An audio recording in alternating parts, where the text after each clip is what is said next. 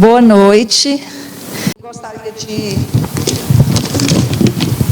chamar o nosso palestrante, Dr. Eduardo Mariano Carvalho Silva, docente pela Universidade Federal do Maranhão, neurologista e neurofisiologista pela USP de Ribeirão Preto, membro titular da Academia Brasileira de Neurologia e membro da Academia Americana. Queria uma salva de palmas para o palestrante. Certo, então nós vamos conversar um pouquinho sobre a abordagem da fase aguda e do paciente com AVC.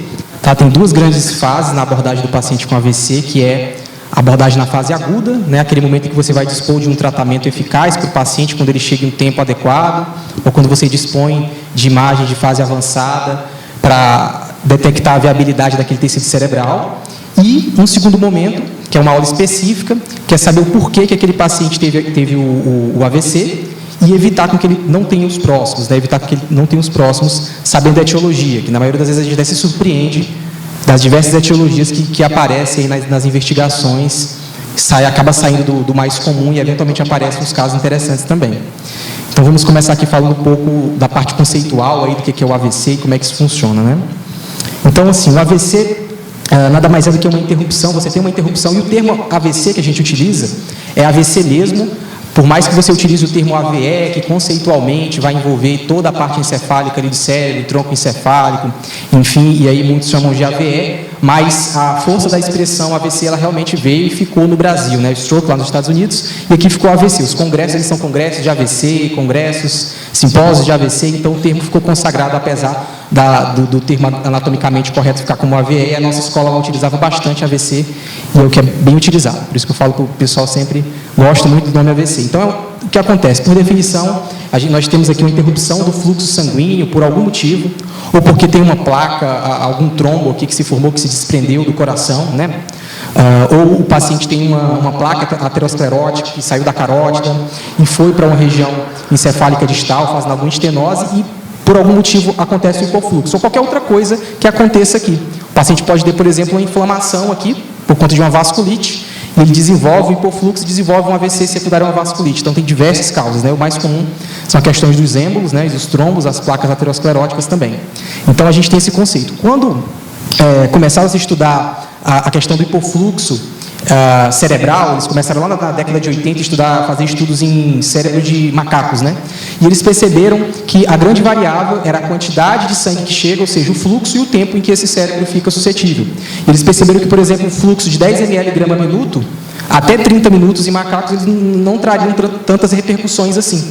Então, depende tanto do tempo quanto dessa velocidade desse fluxo para gerar a isquemia. E também depende da variabilidade individual das colaterais. Tem pacientes com a mesma lesão e que tem déficits diferentes, porém as colaterais, quando você vai fazer os exames de vaso intracraniano, você vê que aquele paciente que tem menos déficits, ele tem uma riqueza de colateral importante. Então, tem a individualidade também de cada paciente. Então, de maneira bem tranquila, AVC, de maneira geral, aqui é o conceito básico de AVCI, né?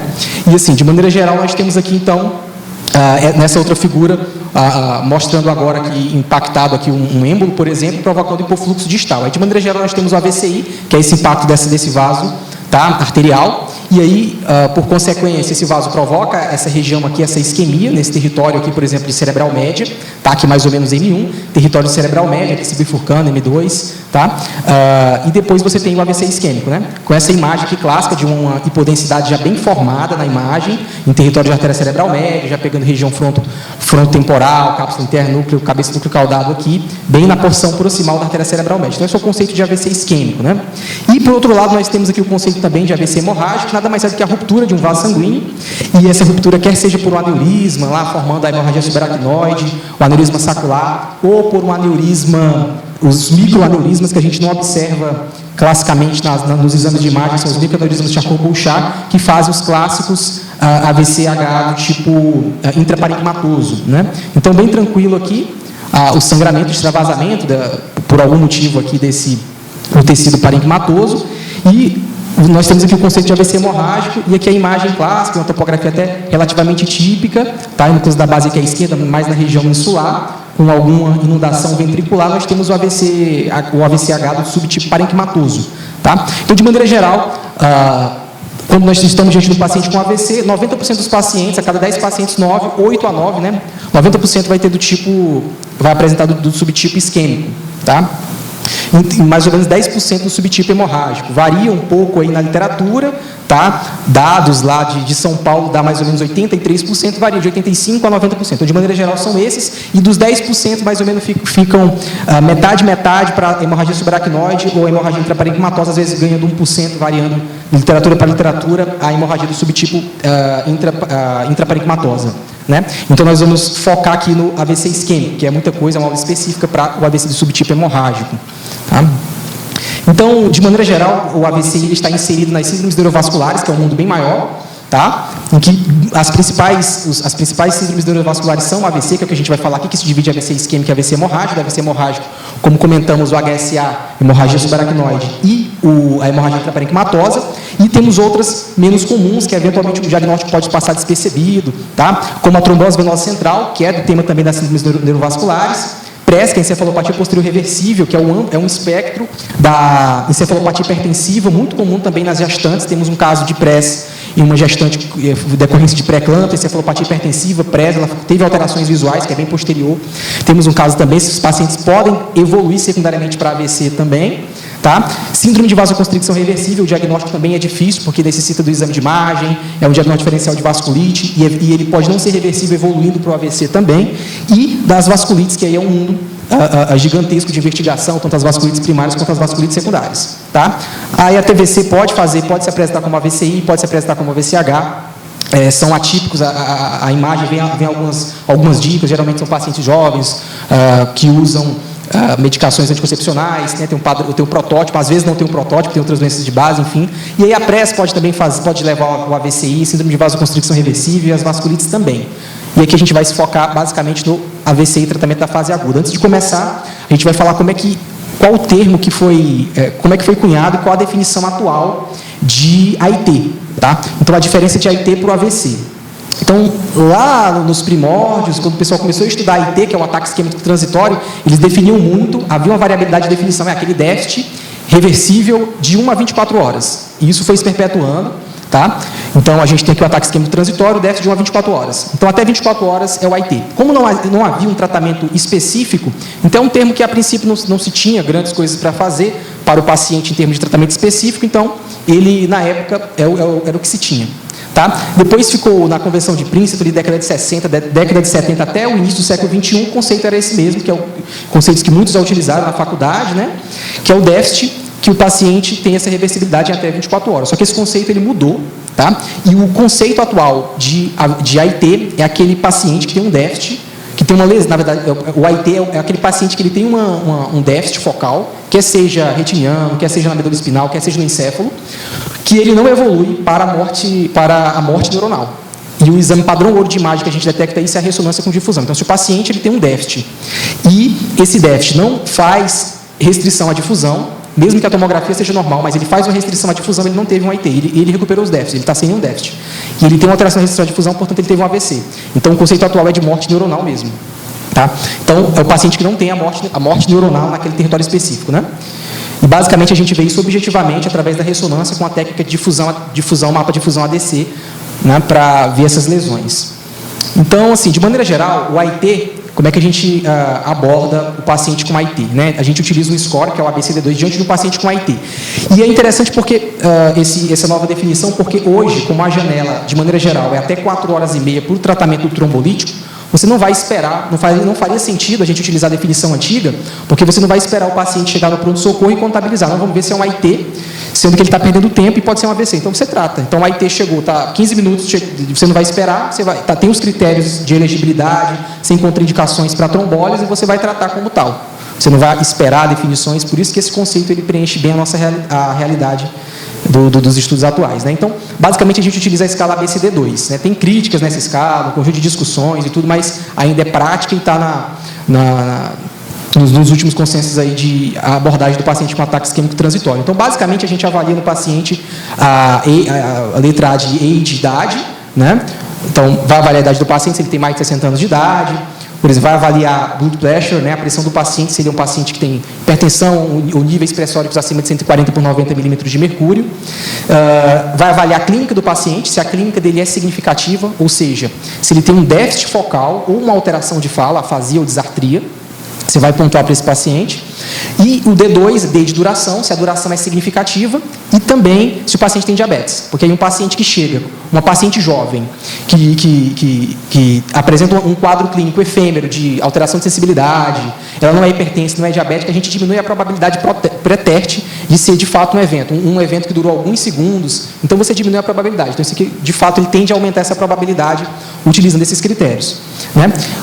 Então, D de duração e diabetes. Então, basicamente, na pontuação, cada critério desse, o paciente ganha 1 ponto, tá?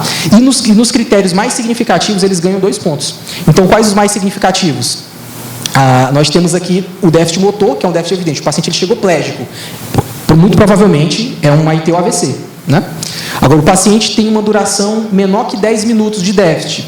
Pode ser que não, né? Você já fica assim, de 10 minutos a 1 hora. Então, ganha 1 ponto. Agora, um déficit que durou claramente mais de 1 hora. Então, a probabilidade é algo mais palpável, né? Então, esses 2 critérios ganham 2 pontos. Se o paciente tem um déficit motor evidente e se tem uma duração desse déficit de mais de 2 horas. Então, no geral, ele ganha 1 ponto em cada, blood pressure, a clínica, né, disartria, afasia, distúrbio motor, se for motor ganha 2, diabetes ganha 1 e duração, aí depende dos critérios. Menos de 10 minutos, não pontua, até 1 hora ali, até antes de 1 hora, 1 ponto, mais de 1 hora, na verdade, não 2 horas, ele ganha 2 pontos. Tá? E é muito semelhante à classificação de angina de alto risco, moderado risco, vocês devem ter visto na aula, para predizer se o paciente vai ter infarto e estratificar esse paciente. A gente acaba classificando aqui também. Mas, de maneira objetiva, para a gente focar no tratamento do AVCI, basicamente o importante é se esse paciente ele pontua 3 nessa tabela, há uma recomendação de fazer a investigação desse paciente internado. Aquela recomendação antiga, de bater no ombro do paciente que teve AIT e falar que ele teve sorte e tudo, ela hoje vem se deixar de lado, porque a maioria desses pacientes vai desenvolver AVC, isso é um alto risco de desenvolver nos próximos 90 dias, sendo que metade deles vai desenvolver nos próximos 3 dias. Então, a recomendação, se ele pontua 3, paciente hipertenso, diabético e tal, teve um déficit importante, paresia, mas chegou no pronto-socorro e melhorou, o ideal, ele já vai pontuar 3, o ideal é que ele faça a investigação da etiologia internada. Então, ele vai ter que fazer, ele vai internar, né? Talvez ele não vai ter critério de trombose, porque ele não tem nenhum déficit naquele momento, ele vai ficar de observação.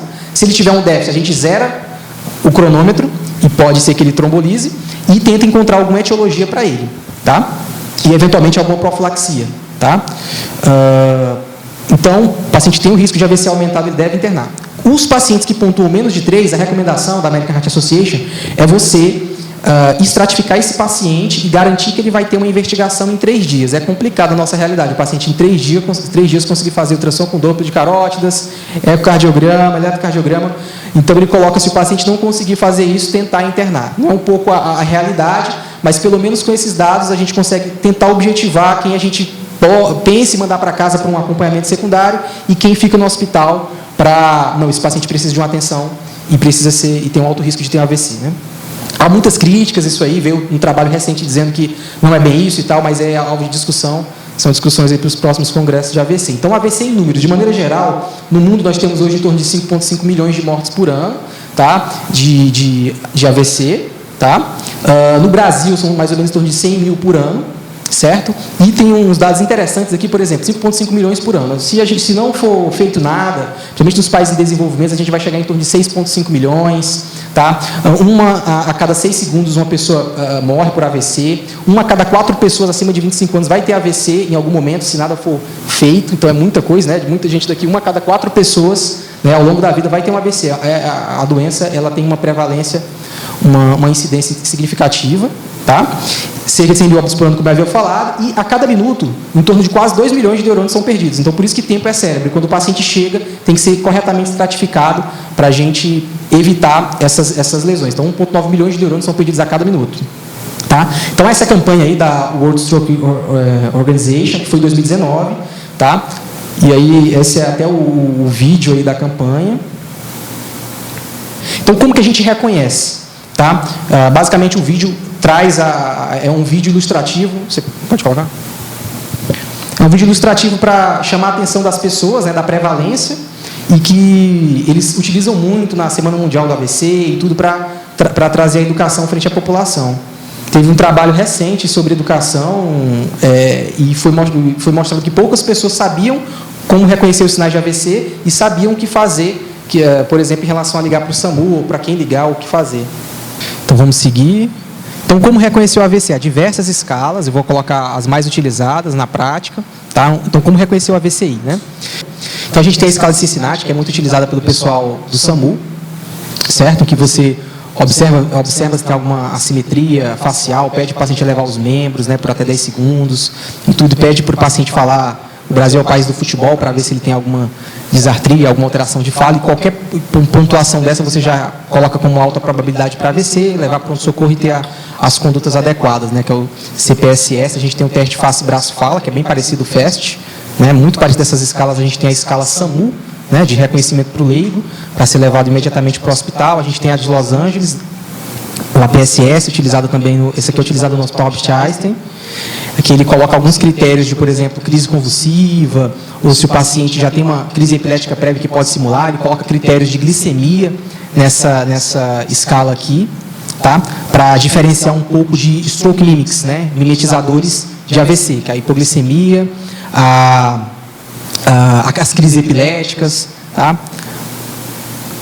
Aí a gente tem aqui a escala MES também, que o pessoal utiliza lá, acabou validando essa escala também, a Melbourne, escala de Von App, só para ouvir falar. Então, em relação às sensibilidades, né, as especificidades dessas escalas, então a gente tem 85% para Cincinnati de sensibilidade, 79%, 82% para a escala FAST, 83% de especificidade, 91, 97, por isso a de escolha ali em serviços que já têm uma experiência com outras escalas, eles acabam introduzindo essas outras escalas um pouquinho com alguns dados a mais, né, mas não tão prática para a comunicação do pré-hospitalar, mas para a comunicação do intra de quem faz. Acredito que na nossa realidade, da maioria dos hospitais, para a comunicação com o pré-hospitalar, a CPSS e a FAST, elas são fundamentais, tá, para a comunicação. A gente tem essa escala aqui que é 90%, 74%, então, e depende também, tem a variabilidade de estudos. Tem estudos que mostram que ela é ótima, que 90% e 97%, mas tem outros que não mostram que ela é tão boa assim também. Então, de maneira geral, vamos nos focar aqui na FAST, tá, e na escala de Cincinnati, que é a que eu havia falado. Ela é muito semelhante ao que é divulgado aí nas campanhas de AVC e tudo, e que ela basicamente trabalha esses critérios aqui também. Pede para o paciente sorrir, né, que é o SAMU, S de sorrir, A de para você avaliar se tem alguma assimetria facial e pontuar. Tem assimetria, não tem assimetria, bem objetivo. Abrace, para elevar os braços. Na escala em si, você pede para o paciente ficar uns 10 segundos com os braços elevados, mas o abraço para gravar é interessante. Música para ele falar alguma coisa, né? O Brasil é o país do futebol, que é a frase colocada nos protocolos. E urgente para ligar para o SAMU e lembrar que é 192. Tá? E haja rápido, tempo perdido é cérebro, devido àquelas questões que a gente falou, cada minuto 1,9 milhões de neurônios são perdidos. Tá? Aqui é uma realidade, lá em Brasília, chegou o primeiro Mobile Unit Stroke, que é uma ambulância que tem um tomógrafo, né? Isso aqui a gente já via lá nas revistas e tal, nos Estados Unidos, o paciente chega, já faz ali, já preenche os critérios de elegibilidade, já faz o tomógrafo, já vê se é normal e já pode eventualmente iniciar a trombólise na ambulância. Chegou um em Brasília, né, lá para as autoridades, enfim, e aí é interessante porque você já consegue agilizar muita coisa, tá? Então, a primeira do Brasil, né? Então, como é que a gente vai quantificar esses déficits? O paciente chegou no hospital, tá? Você tende a usar aquelas escalas que a gente colocou para a comunicação em si, mas aí na avaliação médica, até os enfermeiros especialistas, na parte que tem bastante experiência com AVC, eles também fazem essa escala, que é a escala do NIH, é um curso que você faz, tem na Universidade de Porto, gratuito, você certifica para aplicar essa escala e, de maneira objetiva, você quantificar se o paciente melhorou, se ele piorou pós-trombólise, como é que ele está. Então, você fala lá um número e, objetivamente, você consegue fazer esse acompanhamento longitudinal. Teve piora, teve melhora? Né? Então, basicamente, nós trabalhamos a escala do NIH, né, o National Institute of Health. Então, tem essa pontuação que vai de 1 a 11, tá? Ela é feita à beira-leito. Então, 1, a gente avalia o nível de consciência, tá? 1A, observa se o paciente está alerta, comatoso, sonolento, torporoso, e vai pontuando. Tem aplicativos também, você coloca no aplicativo ali e já vai pontuando. 1B, você pede para o paciente, pergunta a idade e o mês para o paciente, objetivamente. 1C, pergunta os comandos, tá? 2, olhar conjugado. Então, o paciente, às vezes, ele vai estar olhando para a direita, o paciente está olhando para a direita fixo, né? Você olha até na tomografia, o olho está, você consegue observar o cristalino o globo ocular para a direita. Então, olhar conjugado para a direita, né? Geralmente ele olha para o lado que tem um AVC. Tá? Quando é crise epilética, é ao contrário, olha para o lado contrário. Né? Então, é um dado que você pontua também. Alterações visuais, paciente consciente é fácil fazer alteração visual, campimetria e ver se ele tem alguma perda campimétrica, mas pacientes omnidubulados a gente tem que se dispor do blink to treat, né, que é o reflexo de piscamento. O paciente ele perde o reflexo de piscamento e você consegue topografar uma hemenopsia, uma alteração visual nesses pacientes. A face também, né, às vezes o paciente está comatoso, você faz um estímulo doloroso e ele vai ter uma assimetria de face, ou voluntariamente ele faz, e depois os déficits dos membros superiores e inferiores, a gente pede para o paciente ficar com os membros superiores estendidos, mais ou menos a 45 graus se ele estiver deitado, com a palma da mão voltada para baixo, ou a 90 graus se ele estiver sentado, e conta. E aí tem uma pontuação lá, se ele não mexe, ganha 4, né, maior pontuação, não movimenta nada. Se ele movimenta normalmente, ele ganha 0, e aí você vai pontuando. Membro superior, membro inferior, 7, basicamente ataxia, sensibilidade, linguagem, e a heminegligência, que é a extinção, né? Aquele paciente que ele esquece o mundo do hemisfério contralateral, ele quer olhar para o examinador só desse lado, ele só dá atenção para quem está de um lado do leito, por exemplo, um tipo de heminegligência. Né? Um tipo de heminegligência mais comum, enfim, você pontua. É interessante fazer o curso ENAIT, ele vai de 0 a 42, 0 é o paciente que ele não está sem nenhum déficit, né? 42 é o paciente assim, é bem grave, né? E é um curso aí da versão português que entra na Universidade de Porto, tem esse curso gratuito, lá você vai passando os níveis e tem a certificação, é interessante, para comunicação entre equipe, enfermeiro médico e tudo, quando o paciente já chegou, vai trombolizar ou pós-trombólise. E como que a gente classifica o paciente? Então, diante da avaliação, é interessante essa classificação, que é a classificação de Banford que a gente utiliza. Porque através dessa classificação a gente consegue mais ou menos ter ideia de qual território vascular esse paciente foi provável de ser acometido e fazer a associação. Até porque muitos pacientes eventualmente chegam com um AVCI antigo, e ele chega lá, o novo AVC, aí você vai colocar a área, não tem nada a ver com o Banford, então a classificação tem que bater para você ter ideia se é algo novo, se é algo antigo, se já tem muito tempo. Então, é interessante. Então, a classificação de Banford ou também chamada, que Banford é o artigo, né, o autor, e ele chamou a classificação de Oxfordshire, né, e acabou pegando o nome dele mesmo, Banford. Então, a gente classifica basicamente em síndrome cerebral de circulação anterior, que pode ser total, quando o vaso está ocluído totalmente na circulação anterior, pode ser parcial, quando esse vaso, quando você pegou algum segmento, não é no tronco da cerebral média, pode ser uma AVCI posterior e pode ser uma clínica lacunar. Então, como é que funciona isso aqui? Então, a gente chama as siglas de TAX, quando é total, né? PAX parcial, POX, região posterior, geralmente tronco, cerebelo, e LAX, quando é uma síndrome lacunar. Então, como é que funciona assim, basicamente? Então, nós chamamos de síndrome de circulação cerebral, TAX, vai ser total, na circulação anterior, cerebral média, cerebral anterior, PAX, vai ser em ramos mais distais, POX, região posterior. É interessante porque o POX é aquele paciente que vai evoluir com disfagia mais grave, é aquele paciente que pode evoluir com rebaixamento do nível de consciência, pode evoluir com síndrome do encarceramento, tem as síndromes alternas, né? E a síndrome lacunar. Geralmente é um paciente que não tem nenhuma disfunção cortical, ele tem basicamente um déficit sensitivo ou só motor puro, não proporcionado, né? Então, o predomínio tanto é braquial quanto crural. Então, esse paciente, geralmente, você pensa numa lacuna e vai pensar já em etiologias para ele, enfim. Então, de maneira bem geral, como a gente pensar em cada síndrome dessa? Então, TAX, o paciente ele tem hemiplegia, né, um déficit motor, hemenopsia e disfunção cortical. Então, se ele preenche esses 3 critérios, é TAX. Então, eu já vou imaginar que se o paciente tem essa clínica, ele pegou um tronco de cerebral média ou um tronco de cerebral anterior. Tá? PAX. Vai ser 2 de cada dessa daí. Então, é quase um TAX, mas ele não preenche os 3 critérios. Ou é hemiplegia com disfunção cortical, assim, vice-versa, essa variabilidade sem preencher os 3 critérios. Então, eu percebo que, na verdade, ele não está no tronco da cerebral média anterior, ele está no ramo mais distal. Por exemplo, o paciente que chegou com um quadro só de hemiplegia e heminegligência. Então, é um ramo um pouco mais distal, não está no tronco, né? POX, aí tem paralisia de nervo craniano, tem déficits bilaterais, síndromes alternas, cegueira cortical, né, na síndrome de Anton, o paciente jura que ele acredita que está enxergando, porém ele não está enxergando nada, né, que é a síndrome de Anton. Então, a POX tem a sintomatologia bem diferente, até confunde, até demora às vezes o diagnóstico. Tá? E na síndrome lacunar, ausência de alteração visual cortical. Então, o paciente com aquele déficit motor puro, tá? E aí você pensa nessa possibilidade de síndrome LAX. E aí você acaba até classificando o paciente, acaba ficando objetivo quando vai passar o caso. O paciente é um paciente de AVCI janela tal, o paciente ele apresenta um NIH tal, antes da trombose ou pós, e a clínica dele é TAC de hemisfério cerebral direito, né? Algo mais da nossa especialidade do nosso dia a dia, mas ajuda também quando escutar falar no prontuário TACS, PACS, POCS, ter a ideia de onde está esse território. E aí do base adrenovascular, para a gente entender mais ou menos aí a classificação, a gente tem o sistema carótido vertebral, tá? O sistema carótido vertebral, basicamente na região anterior a gente tem as carótidas, certo? A carótida comum, direita e esquerda, tá? Em que tem uma bifurcação aqui, próxima à borda da cartilagem tireoide, em carótida externa e interna, e a interna é importante aí para circulação anterior. A interna depois ela vai, se divide, tá? Dando o ramo para a cerebral média e para a cerebral anterior, certo? E depois ela acaba se comunicando com a circulação posterior, que os principais ramos vêm das vertebrais, na região posterior, e depois eles se unem formando a basilar, e elas se comunicam, a circulação anterior com a posterior, através do polígono de Willis. Certo? Então aqui está a artéria vertebral mais posterior, certo? Se encontrando com a vertebral do outro lado, formando a artéria basilar, a carótida interna. Então a gente vai aqui para a região mais intracraniana, formando o polígono de Willis. Certo?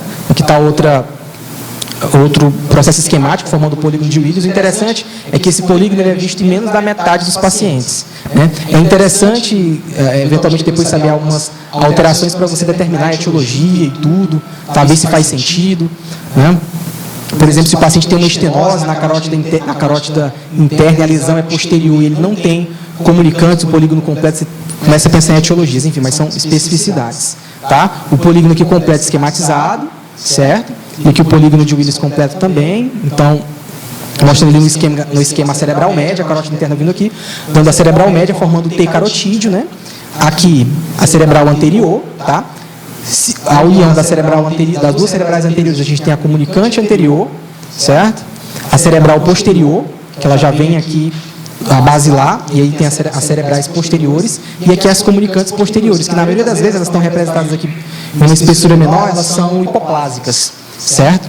Elas são hipoplásicas. Então, dificilmente um paciente com uma alteração na circulação anterior vai gerar um AVC na circulação posterior. Porém, alguns pacientes têm algumas alterações anatômicas no estudo de vasos, que aí a gente consegue perceber que algo anterior pode vir por fluxo e fazer alguma lesão aqui nessa região. Então, é interessante aquela classificação, por quê? Só para a gente tentar entender. Quando o paciente tem uma clínica de TACS, eu vou pensar que ela está aqui no tronco da cerebral média, ou no tronco aqui da cerebral anterior, ou até mesmo na carótida. É muito comum, às vezes, a gente ver um êmbolo chegando, impactando aqui no T carotídeo, fazendo aquele AVC hemisférico, né? Impacta aqui na bifurcação e há uma isquemia da região anterior e da cerebral média. Então, comunicante anterior, comunicante posterior, ok. Então, só para a gente ter uma ideia agora um pouquinho da imagem na fase aguda. Na fase aguda, quando o paciente é submetido à tomografia, o porta-CT em torno ideal ali, em torno de 10, 15 minutos, 25 minutos, tá? O paciente chegou na porta, o que eles recomendam é 25 minutos, está com a tomografia na mão do paciente, né? Parece às vezes um pouco difícil, mas os grandes centros eles batem esses recordes, né? O último recorde de trombose do serviço foi 13 minutos. O paciente teve o AVC na porta, em 13 minutos ele estava sendo trombolizado, né? Aí o pessoal faz lá, dá um vinho para a equipe que conseguiu bater essa meta, né? Não teve sangramento. Então, como é que é a imagem na fase aguda? Os sinais clássicos. Então, aqui a gente tem uma artéria cerebral hiperdensa, em que você consegue perceber na tomografia simples, certo? Geralmente você pensa em aqui a gente tem um ramo mais proximal, indo até para M2, certo? E você pensa como se o paciente tem a clínica compatível e tudo, você pensa em um paciente ideal, a princípio de imagem para trombolizar. Não tem sangramento, não tem nada, então sinal da artéria hiperdensa. Você pode perceber alguns sinais precoces, tá? Até 3, 4, os livros colocam muito, né, os livros tradicionais, que em 24 horas a imagem classicamente é normal e tudo, mas você consegue observar com 3, 4 horas, 6 horas algumas alterações sutis, né, comparando com o lado contralateral, quando a imagem tem qualidade, você percebe um apagamento aqui dessa região, tá, mais em cabeça do caudado em relação a essa, em que aqui a gente tem uma definição do córtex, certo? Definição do córtex da substância branca, que essa definição ela se perde. Então aqui a gente tem umas alterações precoces do AVCI, certo? que a gente tem um apagamento da cabeça do núcleo caudado de algumas regiões aqui. Então, isso a gente chama de má definição dos núcleos da base até ínsula. Então, é um sinal precoce. E esse paciente pode até ser elegível também. Não tem uma hipodensidade, como aquela primeira imagem que eu coloquei já formada, que já não chama tanta atenção para você pensar em um tecido viável, né? Mas aqui ainda estaria tranquilo, teria que olhar as outras sequências. Aqui a gente tem bem discreto o sinal do ponto. Perceba um ponto hiperdenso, que provavelmente pode ser a secção da artéria cerebral, esse corte aqui em outro corte mais superior. Então, é o sinal do ponto, que com a clínica, obviamente, você vai pensar nessa possibilidade. Às vezes pode ser só uma placa aterosclerótica, uma calcificação no vaso, mas com clínica você pensa nessa possibilidade. E aqui a gente tem o sinal da fita insular. Percebam que a ínsula aqui está muito... Tem aqui o suco insular e tudo, com essa parte do lobo temporal e a ínsula bem definida. E aqui a gente tem um borramento dessa região. Então, a gente não tem a hipodensidade formada ainda, mas na tomografia, esse borramento, junto com o clínico, o paciente com hemiparesia à direita e tudo, né? E esse apagamento à esquerda, você já começa a pensar na possibilidade aí do sinal da fita insular e de uma alteração na fase aguda também. Então, tem essa classificação que é muito utilizada, que é o ASPEX, em que veio uma dúvida se não radiologistas conseguiriam estimar a probabilidade daquele tecido ficar viável ou não. E eles acabaram fazendo essa classificação do ASPEX e viram que tem uma certa concordância interobservador. Ela é bem tranquila também, tem um aplicativo que você coloca, até tira foto da imagem, o aplicativo tenta reproduzir, enfim, para você conseguir estimar. O ideal do paciente com um AVC e paratrombólise é aquela tomografia que você pega e você olha, não tem sangramento e a tomografia praticamente está normal. Muito provavelmente ele tem ou sinais, ou ela está normal mesmo, ou ela tem sinais sutis que você não viu, mas que também não contraindica a trombólise. Tá? Então, a importância do ASPEX aqui. Aqui, ele define alguns pontos. Então, ele coloca no plano dos núcleos da base, aqui dos ventrículos laterais, ele coloca este plano para você olhar, e um pouco mais cortical. Nesse plano, ele define 6 regiões, que ele chama de M1, tá? M2 e M3. E aqui ele chama de cabeça do núcleo caudado, putamen, ínsula e cápsula interna, enfim, ele chama essas regiões aí. E aqui ele sobe e continua a contagem, M4, M5, M6. Então, basicamente, ele determina 10 territórios. Tá? E como é que funciona isso? Então, esses territórios estão aqui na tomografia. Então, aqui a gente tem aqueles 4 territórios, M1, M2, M3, M4, M5, M6. Se essa tomografia está normal, o ASPEX é 10. Cada hipodensidade ou alteração isquêmica até precoce que você observar, mais nítido, hipodensidade, você subtrai um desse paciente. Então, a tomografia normal é o ASPEX de 10. Então, é o paciente ideal ali elegível para trombose, por exemplo. Né? Se você encontra mais uma região hipodensa, você subtrai. Esse paciente, então, ele já tem um ASPEX de 9. Né? E aí você vai subtrair 8, 7. Geralmente, quando está abaixo de 6, que é a primeira tomografia que a gente colocou, eu vou trazer aqui de novo, você vê nesse paciente aqui, ele já tem hipodensidade formada, então ele tem um tecido não viável com maior risco de sangramento. Então, vamos colocar aqui. Por exemplo, esse paciente aqui, ele já pega aquela primeira região, tá? Então, voltando, né? Ele já pega aqui essa região, cabeça do núcleo caudado, já subtrai 1 da tomografia dele. Ele pega aqui também M1, subtrai 2, 3, 4... 5, 6, pelo menos 6 pontos, né? Nesse corte. Então, ele tem um ASPEX de 4. Então, é um paciente com hipodensidade formada e também tem outras dicas, né? Desvio de linha média e tal. Paciente vai sangrar com essa tomografia. Então, é um paciente que não tem elegibilidade para... E se ele já chega para você dizendo que... Isso aqui geralmente acontece com os pacientes que não têm ideia do horário, né? Ou acordou, e aí o horário você vai contar a partir do momento que ele dormiu. Só que a gente sabe que a maioria dos AVCs é próximo em que o paciente acorda. Ou o paciente ele falou um horário errado e você vê 2 horas de ictus, né? 2 horas do momento em que ele sentiu o sintoma e está na sua frente. E você vê essa tomografia. Provavelmente não é 2 horas, ou se for 2 horas, a colateral dele é muito ruim, que ele já chegou a fazer essa hipodensidade importante. Então, é um paciente que você já contraindica a trombólise. Aí outras dicas é desvio de linha média, já é efeito de massa, edema. Tem até umas regiões aqui mais hiperdensas aqui, então é um paciente que não é um candidato à trombólise. De maneira geral, o ASPEX menor que 7, ele está suscetível à transformação hemorrágica. Então, qual o tratamento para esse paciente? Então, ao longo do tempo, surgiram vários trabalhos para falar do tratamento do AVC, até o que a gente tem hoje aqui na janela de até 24 horas. Tá? Depois eu vou trazer um pouco para a nossa realidade. Então, o primeiro trabalho, que foi o International Stroke Trial, em que ele vai trazer a evidência ali do AS para o AVC. Então, é o NNT alto, a cada 100 pacientes, um vai se beneficiar do AS que a gente faz, que é o AS 300 miligramas. Então, de maneira geral, os resultados sugerem que, aí ele coloca aqui um pouco da heparina, heparina em dose anticoagulante no AVCI. Não, ele coloca essa dose, depois mudou. O que sabe hoje é que a dose da heparina terapêutica, ela não pode ser feita na fase aguda, de maneira geral, então por isso que não é feito hoje, e também contribuiu para esse conhecimento e também teve uma redução aí de morte desses pacientes, né, usando o AS.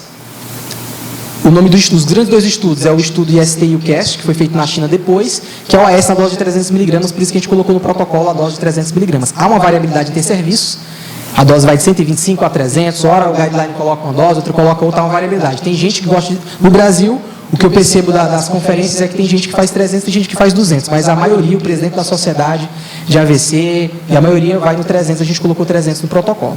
Tá? E não fazer heparina em dose terapêutica de rotina, isso aí ficou e foi demonstrado nos outros trabalhos na fase aguda, por mais que seja FA, ali você tende a segurar um pouco, porque aumenta o risco de sangramento e aumenta a mortalidade nos primeiros dias. De maneira geral, né? Certo. Então, aqui foi um trabalho que mudou a cara do AVC, porque de um NT de 1 para 100 pacientes, agora a gente tem um NT de 1 para 6, vai se beneficiar. Um benefício que a gente não encontra, é difícil a gente encontrar evidências tão robustas quanto a utilização da trombólise, né? Então, esse aqui foi o estudo NINDS, certo? Um estudo em que ele avaliou dois grandes pontos: se o paciente ele melhora o NIH, ou seja, o déficit, logo após você fazer trombólise, e se ele fica com menos déficit ao longo do tempo, se ele fica funcional, se ele caminha, se ele tem menos disfunção ao longo do tempo. E ele demonstrou, ele foi positivo. Eles pegaram mais ou menos 624 pacientes, né, distribuíram em 2 grandes grupos e utilizaram a alteplase, certo? Os critérios que eles utilizaram foram critérios assim, empíricos, por exemplo, plaqueta para neurocirurgia, tem que ser maior que 100 mil. Paciente com IMR maior que 1,7. Então, eles utilizaram o bom senso para os critérios. Tomografia, não pode haver sangramento. E muitos desses critérios são utilizados hoje. Tá? Idade, aí fizeram o trabalho com estudo com pessoas maiores de 18 anos. O tempo que eles utilizaram foi uma janela de até 3 horas. E a maioria dos pacientes foi incluso em até... tiveram inclusão de até 90 minutos, e eles tiveram uma positividade. Então, em resumo, os pacientes tratados com AVC, com RTPA, tiveram 30% menos de capacidade, tudo, em 3 meses, enfim, foi positivo em quase todos os pontos que eles foram avaliando, né? E, de maneira geral, esse é o estudo NINDS, e ele veio para trazer para a gente que comprova a eficácia da trombose da alteplase em até 3 horas. Então, ela é eficaz em até 3 horas. Certo? Isso foi lá em 95, né, a publicação do trabalho. O Brasil ele demorou mais de 10 anos para aprovar aqui. Cerca de 14 anos na Europa, eles também viram esse estudo e quiseram que a Europa provasse que lá era eficaz no serviço deles, enfim, e aí depois eles acabaram fazendo um trabalho para provar e ficar amplamente divulgado, né? É uma das evidências aí da neurologia. Então, eles acabaram fazendo na Europa esse novo trabalho aqui, que foi o SYSTMOST, na Europa, para a trombólise, também em 3 horas. Ele basicamente demonstrou que na Europa funciona também, né? Então, a alteplase é eficaz na Europa. E depois, eles começaram a fazer a janela estendida, que é o estudo ICAS-3, de 3 a 4 horas. E, em resumo, esse trabalho falou, não, até 4 horas e meia, o paciente tem benefício. Obviamente que o INT diminui, que era de 1 para 6, vai ficar agora aí de mais de 1 para 10, 1 para 14, tá? Eles selecionaram alguns pacientes, excluíram pacientes diabéticos, excluíram alguns pacientes mais idosos, mas hoje se sabe que diabetes pode fazer de maneira geral, e esses critérios acabaram saindo nos consensos atuais. Então, em resumo, esse trabalho ele trouxe para a gente a extensão da janela até 4 horas em 30 minutos. E eles utilizaram só tomografia. Por isso que é importante esse trabalho, porque na nossa realidade, a gente vai utilizar basicamente esses parâmetros, porque até 4 horas e meia, com uma tomografia simples, você já consegue ver critérios de elegibilidade, sem ressonância com perfusão, tomografia com perfusão, angiotomografia, etc. E aí a evolução do tratamento de maneira geral, para a gente ir para o protocolo. Então, começa lá com o IST-CAST, falando que o AS na dose dos 300 miligramas, a variabilidade a gente vai colocar isso no protocolo. Depois o estudo NINDS dizendo que o RTP é eficaz em até 3 horas, a janela adequada. Depois o SYSTMOST na Europa também funciona. O ICAS-3, não, até 4 horas e meia, com tomografia simples, dá para fazer. Depois, na América Latina, tem essa possibilidade também, ver os estudos CIST se espalhando aí pela América Latina, alguns trabalhos nacionais. não tão robustos. E depois há um outro marco, que é o estudo Mr. Clean, dizendo para a gente que a trombectomia, ela funciona. Né? A trombectomia, que é você ir lá e retirar na marra, né, o trombo desse paciente, e até em pacientes fora de janela. Então, viu-se que até 6 horas você tem uma janela para fazer trombectomia. Então, em serviço que tem uma radiointervenção 24 horas, há a possibilidade, né, de você fazer a trombectomia. E o mais eficaz, na verdade, no Mr. Clean é fazer a alteplase, que a equipe demora um pouco para se preparar. Lá na Europa já está, os serviços estão muito eficazes, que às vezes não dá nem tempo de terminar o trombolite, às vezes interrompe, alguns já continuam mesmo na sala, mas ainda no Brasil percebe-se, o pessoal demora para chegar no hospital, né? Os bem rápidos, eles demoram uns 45 minutos, então você consegue fazer a trombólise tranquilo. No fim da trombólise, começa a trombectomia e é uma evidência UMA de fazer trombólise com trombectomia para quem tem oclusão de grande vaso. Então, se tem uma oclusão na cerebral média, na carótida interna, você pode fazer a trombólise com a trombectomia, se ele tiver legibilidade. Né? Então, a trombectomia é eficaz em até 6 horas, e daí vieram vários outros estudos dizendo basicamente a mesma coisa, que ela é eficaz até 6 horas, outros se estendem para 9 e tal, mas o padrão do protocolo é até 6 de maneira geral. Aí vieram outros trabalhos, Swift Prime, Extend AA, o Extend colocou até 9, só que o Extend AA, os que estendem depois de 6 horas, eles têm ressonância com perfusão no trabalho e tomografia com perfusão. Porém, o Mr. Clean ele usou só a tomografia e a tomografia com contraste, a angiotomografia. Então, não é algo tão complicado, em termos de exames, você utilizar o Mr. Clean para fazer a tomectomia, né? Exceto o serviço de radiointervenção e a tomografia com angiotomografia mostrando que tem uma oclusão proximal. Os demais critérios. E o Escape também, o Trey e outros mostrando, até que chegou no Brasil o Resilient, que foi publicado, se não me engano, ano passado, teve um trabalho nacional mostrando, será que aqui nos serviços particulares da Europa e Estados Unidos funciona, mas será que no SUS funciona? E aí foi junto, uniram o serviço de Ribeirão Preto, Joinville, Fortaleza, as unidades de AVC, eles conseguiram montar o trial, foi publicado, teve bastante repercussão, porque funciona no Serviço Único de Saúde, e a trombectomia com a trombólise é eficaz no SUS, funciona. Então, foi bem interessante esse estudo. O ruim era você randomizar, já conhecendo todos esses trials do paciente, né? Eu participei entregava, conversava com os familiares, você já sabendo que funciona o tratamento, você tem que randomizar o paciente para o grupo placebo e para o grupo que iria se beneficiar. Contudo, foi algo interessante porque o SUS não disponibiliza o dispositivo, não dá o dispositivo para fazer o tratamento. Então, que o hospital recebia de doações e você acabava fazendo uma randomização mesmo aleatória, porque não dava, a quantidade de dispositivos não dura até o fim do ano. Então, acabava randomizando, acaba no primeiro semestre, e os demais ficam sem o dispositivo, que é o que não tem mesmo, que é a realidade no Brasil.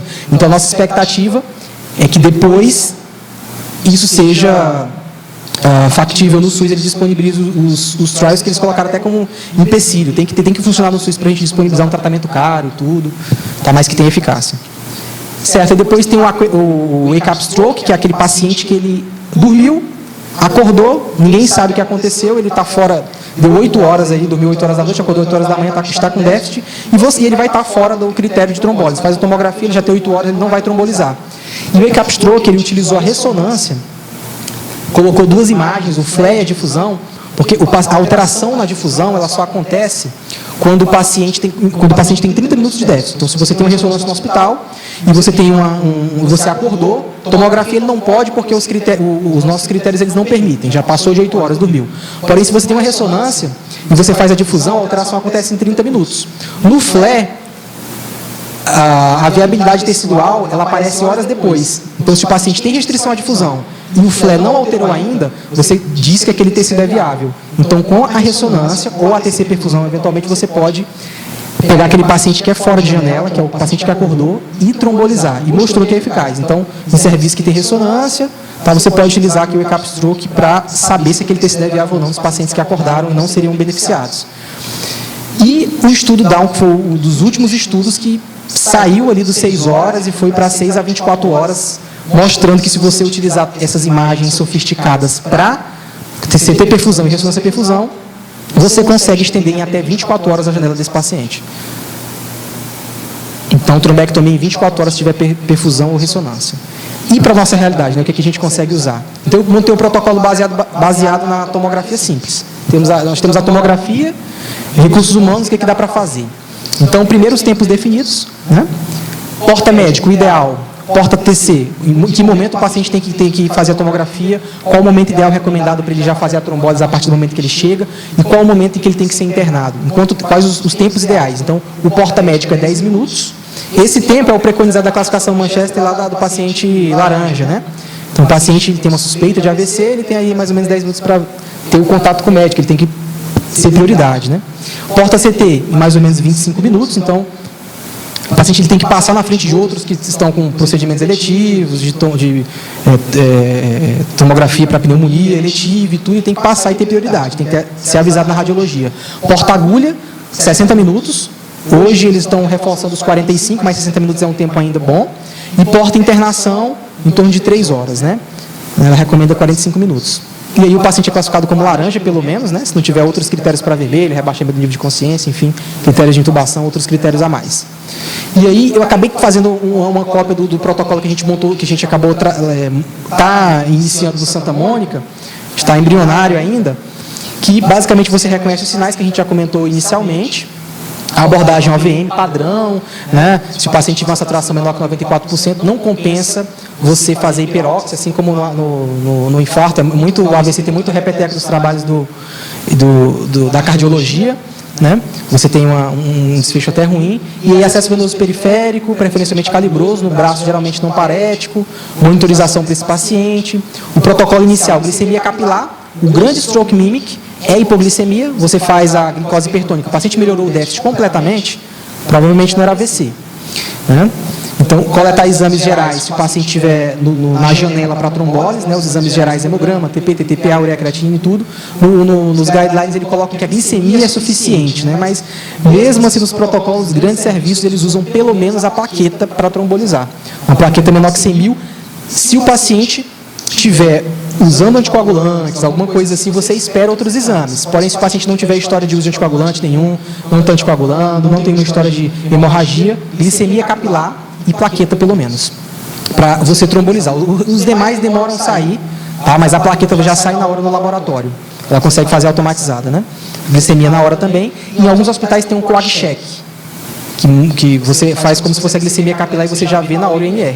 Também, mas não é obrigatório. E a tomografia simples sem contraste, né? Então, tomografia de crânio, normal ou tem uma isquemia, não é tão evidente, lá aquele aspecto menor que 7, protocolo AVCI, o paciente está no tempo lá, né?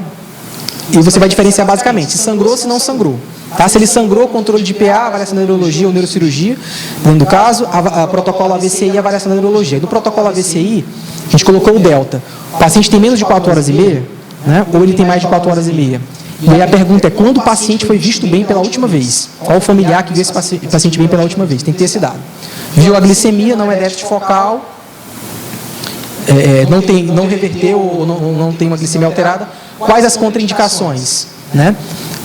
Você vai lá no checklist das contraindicações. Maior que 4 horas e meia, reduzir a PA, se maior que 220 por 120, aí tranquilo. O paciente já está fora de janela, reduzir a PA paulatinamente, lá os 15% em 24 horas e tudo, o ES 300 miligramas de ataque, né, internação para neurologia e vai iniciar a investigação, certo? Agora, o paciente é elegível, vamos olhar o checklist. Então, qual é o checklist básico, né? Há mais de 4 horas e meia do início do sintoma? Não. Tem uma hemorragia na tomografia de crânio? Então, não pode ter hemorragia. História de AVC hemorrágico em algum momento da vida? Não. AVC isquêmico nos últimos 3 meses, né? Não pode ter. Um TCE grave nos últimos 3 meses, também não. Cirurgia intracraniana interespinal nos últimos 3 meses. Qualquer sangramento grave nos últimos 3 meses. História de coagulopatia de anticoagulante.